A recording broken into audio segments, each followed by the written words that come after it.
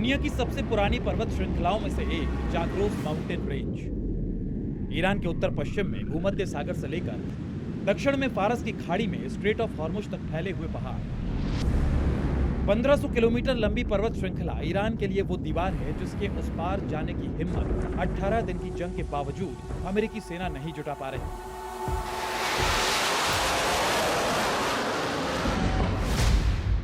Iran की वो दीवार जिसके इस पार टकराव उस पार विनाश।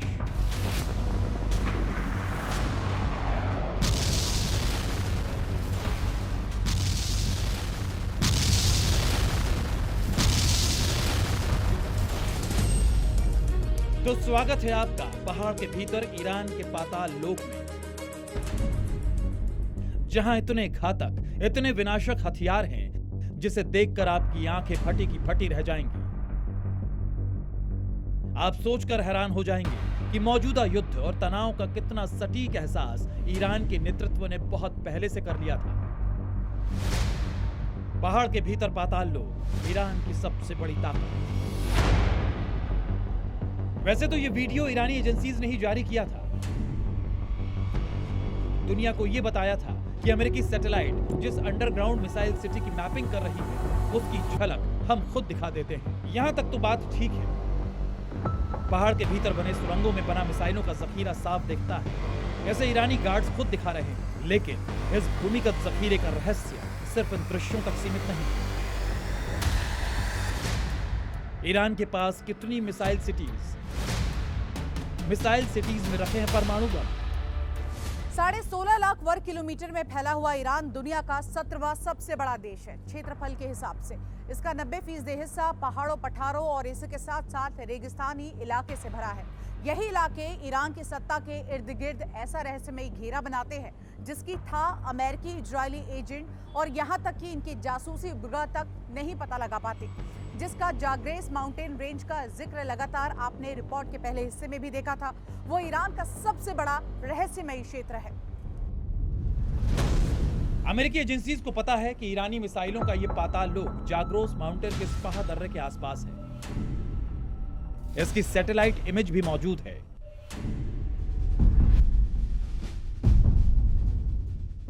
जिसकी स्टडी बताती है कि ईरान ने यहां 2015 के बाद से बहुत तेजी से कंस्ट्रक्शन किया। पहाड़ के भीतर खुदाई करके एक ऐसा अभेद्य मिसाइल शहर बना दिया जिसका खाका अपने आप में हैरान करने वाला है। जाग्रोस माउंटेन रेंज में ईरान के 2 अंडरग्राउंड मिसाइल गोदाम हैं। पहला स्पाह दर्रे के पास और दूसरा पिकैक्स की पहाड़ियों के पास। ईरान ने 2015 में मोशकी शहर के पास एक सुरंग का उद्घाटन किया था। जाग्रोस में बुशहर, हरमजगान में भी ऐसे सीक्रेट टनल बनाए गए हैं। सभी अंडरग्राउंड टनल 100 से 500 मीटर की गहराई में बने हैं। टनल सिस्टम में रेलवे ट्रैक्स, कमांड सेंटर्स और लॉन्च पैड बने हैं। कुछ जगहों पर मिसाइल सीधे अंडरग्राउंड टनल से ही लॉन्च हो सकते हैं।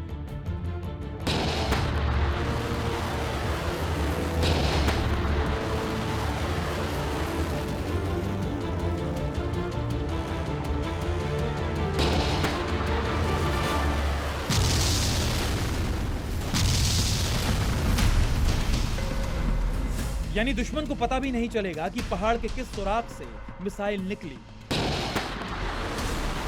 और उसका फाइटर जेट या युद्धपोत देखते ही देखते तबाह हो गया।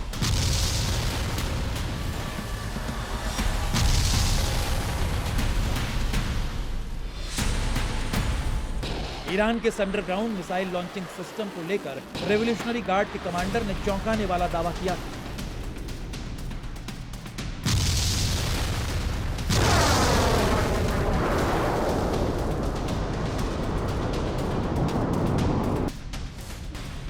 आईआरजीसी के एरोस्पेस विंग के कमांडर हाजीजादेह जो दावा कर रहे हैं उसकी तस्दीक आप इस वीडियो से कर सकते हैं।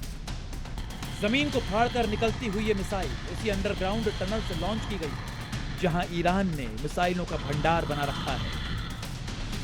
ईरान का दावा यह कि वो जमीन के अंदर से मिसाइल दागने वाला विश्व का पहला देश है और घोषित तौर पर उसके पास 4 अंडरग्राउंड टनल नेटवर्क हैं भी जहां पर उसकी मिसाइल को देखा गया।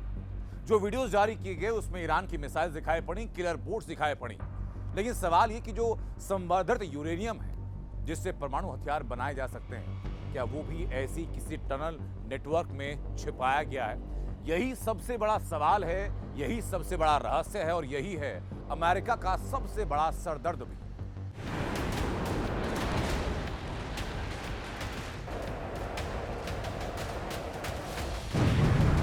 ईरान के घोषित तौर पर ये 5 परमाणु ठिकाने नतांज, इस्फहान, फोर्दो, बुशहर और अराब, ये सभी जाग्रोस माउंटेन रेंज में हैं। इनमें सबसे बड़ा है नतांज और इस्फहान। जून 2025 में अमेरिका ने इन्हीं दोनों ठिकानों को निशाना बनाया था और दावा किया था कि उसने ईरान के 2 बड़े परमाणु ठिकानों को तबाह कर दिया। लेकिन अमेरिकी दावों का असली सच इन वीडियोस के जरिए समझ आ रहा है।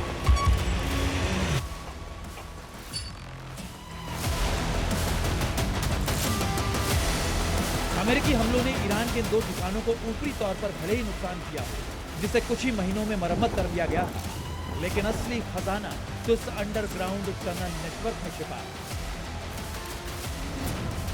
ईरान का वो पाताल लोक जिसे कोई बम भेद नहीं सकता।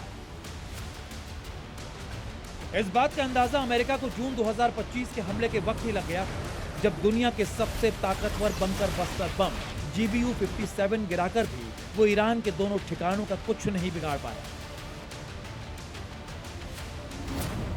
दरअसल ईरान के सभी अंडरग्राउंड टनल कम से कम 100 मीटर से ज्यादा गहराई पर है। अमेरिका का GBU-57 बंकर बस्टर बम 60 से 70 मीटर की गहराई वाले बंकर को ही नष्ट कर सकता है। इसलिए बार बार अमेरिकी हमलों के बावजूद भी ईरान के परमाणु ठिकाने बचे हुए हैं। इन अंडरग्राउंड टनल में खैबर शिकन, सेजिल, एमाद, कद्र जैसी मिसाइलें रखी गई। इसके साथ नौसेना के ड्रोन, कामिकाज़े ड्रोन और एंटी शिप मिसाइलें भी हैं। एक अनुमान के मुताबिक ईरान ने 5000 से ज्यादा बैलिस्टिक मिसाइलें यहां छिपा रखी हैं। इन्हीं मिसाइल भंडारों के दम पर ईरान का दावा है कि वो अमेरिका या किसी भी देश के साथ दशकों तक जंग लड़ सकता है। यही नहीं, पूरे मिडिल ईस्ट में जो भी देश अमेरिका का साथ देगा उसे सबसे पहले ध्वस्त करेगा। इसके लिए किसी खास कमांड की जरूरत नहीं।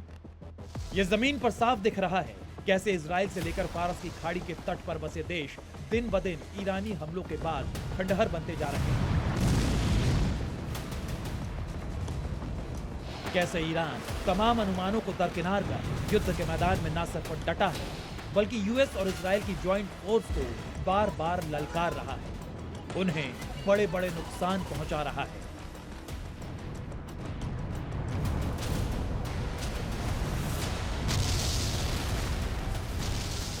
जाग्रोस माउंटेन रेंज की एक और खास बात है जो ईरानी अंडरग्राउंड मिसाइल सिटी के लिए कवच का काम करती है, वो है इस पूरी रेंज की सख्त चट्टानें। दूसरी वजह यह है इसकी दुर्गम रेंज। इनके भीतर जाने के लिए बेहद सकरे और सीक्रेट एंट्री गेट है। इसका अंदाजा सिर्फ ईरान के चुनिंदा कमांडरों को ही है। इसके भीतर जो कमांडर्स हैं वो बाहरी दुनिया से संपर्क में बिल्कुल नहीं आते हैं। वो टनल के अंदर से ही हमले का टारगेट और कमांड देते हैं। तो क्या अमेरिका ईरान की ये ताकत को कभी तोड़ पाएगा?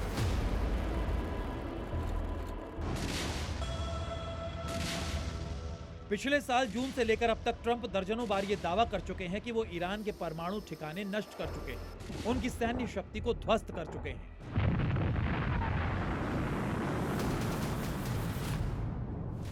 तो फिर ईरान में इतनी पावर कहां से बची है कि उसके पलटवार झेलना भी अमेरिकी सेना के लिए मुश्किल हो रहा है। और इतने दिन में अमेरिका इजराइल की साझी सेना और सीक्रेट एजेंट्स उस यूरेनियम को क्यों नहीं ढूंढ पाए जिसे खत्म करने के लिए ये हमले शुरू किए गए।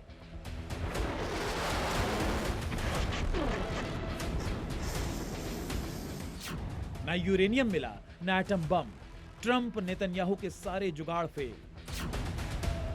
टाइम्स ऑफ इजराइल की रिपोर्ट के अनुसार जब पिछले जून में अमेरिका और इजराइल ने ईरान के 3 मुख्य परमाणु ठिकानों पर बमबारी की थी, तो माना जाता है कि उस समय तेहरान के पास लगभग 440 किलोग्राम 60% एनरिच्ड यूरेनियम था। यह यूरेनियम का वो प्रकार होता है जिससे बेहद कम समय में परमाणु बम बनाया जा सकता है। लेकिन इस सूचना के बाद दोनों देशों की सेना ईरान के आगे क्यों नाकाम है?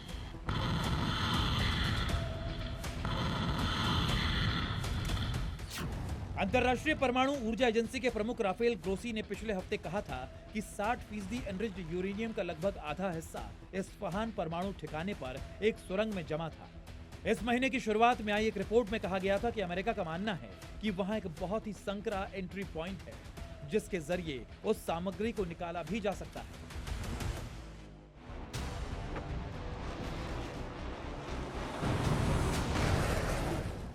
लेकिन सवाल यह है कि इस्फहान के परमाणु सेंटर के संकरे रास्ते तक अमेरिकी सेना पहुंचे कैसे? 18 दिन की जंग में अभी तक तो हमले हवाई हुए हैं और ये काम बिना जमीनी मिलिट्री ऑपरेशन के जरिए संभव नहीं है।